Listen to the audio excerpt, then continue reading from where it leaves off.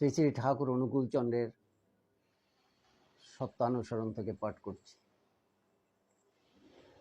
সর্বপ্রথম আমাদের দুর্বলতার বিরুদ্ধে যুদ্ধ করতে হবে, সাহসী হতে হবে, বীর হতে হবে।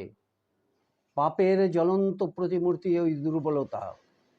তারাও যত শীঘ্র পারো ওই রক্ত শোষণকারী অবসাদ উৎপাদক ভ্যাম্পায়ারকে স্মরণ করো। তুমি সাহসী, স্মরণ করো তুমি শক্তির তনয়, স্মরণ করো তুমি পরম পিতার সন্তান। আগে সাহসী হও, অকপট হও, তবেই জানা যাবে তোমার ধর্মরাজ্যে ঢোকবার অধিকার জন্মেছে। এতটুকু দুর্বলতা থাকলেও তুমি ঠিক অকপট হতে পারবে না। আর যতদিন তোমার মন মুখ এক না হচ্ছে, ততদিন তোমার মলিনতার গায়ে হাতই পড়বে না। মন মুখ এক হলে আর ভিতরে গলদ জমতে পারে না।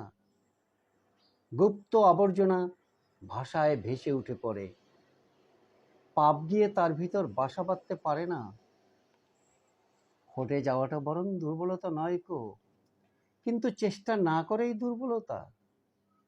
তুমি কোনো কিছু করতে প্রাণপণে চেষ্টা করা সত্ত্বেও যদি বিফল মনোরথ হও, ক্ষতি নেই, তুমি ছেড়ো না।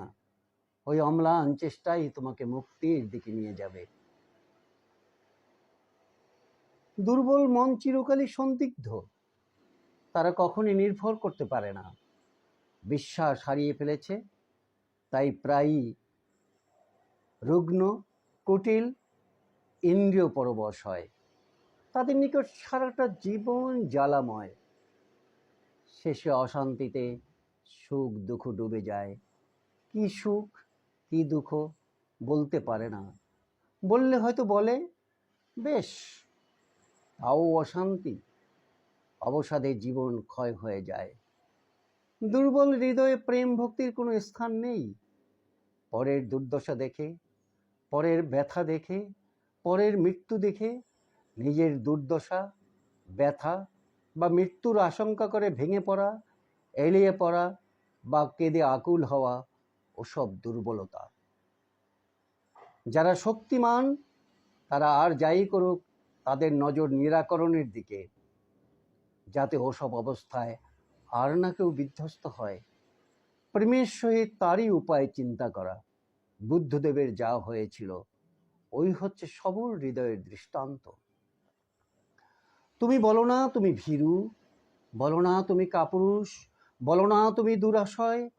পিতার দিকে নজর করো, আবেগ ভরে বলো, ওগো আমি তোমার সন্তান।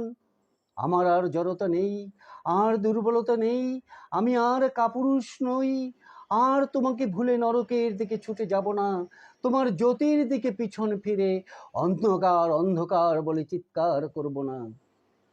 বন্দে পুরুষোত্তমম, বন্দে পুরুষোত্তমম, বন্দে পুরুষোত্তমম।